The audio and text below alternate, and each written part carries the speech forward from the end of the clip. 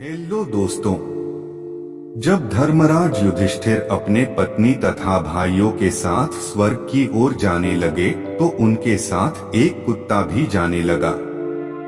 स्वर्ग के द्वार पर देवराज इंद्र उन्हें लेने आए, लेकिन उन्होंने कुत्ते को स्वर्ग में जाने से रोक दिया। आइए जानते हैं कि किस प्रकार युधिष्ठिर ने इंद्र जी को स्वर्ग जाने से मना किया। महाराज युधिष्ठिर ने जब सुना कि श्री कृष्ण ने अपनी लीला का संवरण कर लिया है और यादव कुल नष्ट हो चुके हैं, तब उन्होंने अर्जुन के पौत्र परीक्षित का राजतिलक कर दिया और स्वयं सब वस्त्र एवं आभूषण उतार दिए।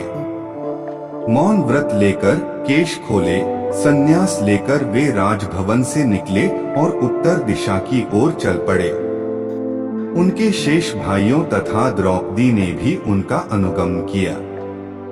धर्मराज युधिष्ठिर ने सब मायामोह त्याग दिया था। उन्होंने न भोजन किया, न जल पिया और न विश्राम ही किया, और बिना किसी ओर देखे या रुके वे बराबर चलते ही गए और हिमालय में बद्रीनाथ के आगे बढ़ गए। उनके भाई तथा रानी द्रौपदी भी बराबर उनके पीछे चलती रही थी। सतपथ पार हुआ और स्वर्गारोहण की दिव्य भूमि आई। द्रौपदी, नकुल, सहदेव, अर्जुन एक एक कर गिरने लगे। जो गिरता था वह वहीं रह जाता था और उनको स्वर्ग में शरीर के साथ प्रवेश नहीं मिला। उस हिम प्रदेश में गिरकर फिर उठने की चर्चा ही व्यर्थ है, क्योंकि शरीर तो तत्काल हिम समाधि पा जाता है। युधिष्ठिर बिना रुके, बिना गिरते हुए भाइयों की ओर देख ही रहे थे कि अंत में भीमसेन भी गिर गए। युधिष्ठिर जब स्वर्गारोहण के उच्चतम शिखर पर पहुँचे तब वे अकेले नहीं थे। उनके भाई और रानी द्रौपदी मार्ग में गिर चुकी थीं, किंतु एक कुत्ता उनके साथ था। यह कुत्ता हस्तिनापुर से ही उनके पीछे पीछे आ रहा था। उस शिखर पर पहुंचते ही स्वयं देवराज इंद्र विमान में बैठकर आकाश से उतरे और उन्होंने युधिष्ठिर का स्वागत करते हुए कहा, आपके धर्माचरण से स्वर्ग अब आपका है, आप विमान में बैठिए।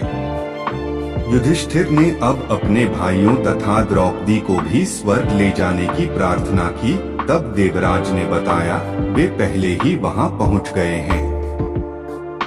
युधिष्ठिर ने दूसरी प्रार्थना की, इस कुत्ते को भी विमान में बैठा ले। इंद्र बोले, आप धर्मज्ञ होकर ऐसी बात क्यों करते हैं? स्वर्ग में कुत्ते का प्रवेश कैसे हो सकता है? यह अपवित्र प्राणी मुझे देख सका, यही बहुत है।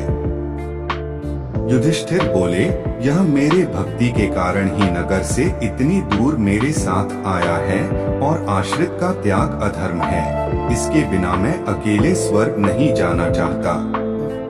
इंद्र बोले, राजन, स्वर्ग की प्राप्ति पुण्यों के फल से होती है, और यह पुण्यात्मा ही होता तो अधम योनि में क्यों जन्म लेता?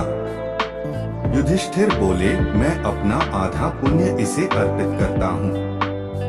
धर्म देवता बोले, धन्य हो युधिष्ठिर तुम, मैं तुम पर अत्यंत प्रसन्न हूँ।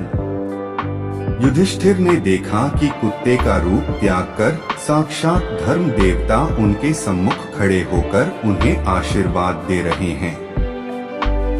परिस्थिति कैसी भी हो दोस्तों, लेकिन अपना स्वभाव और धर्म का त्याग नहीं करना चाहिए।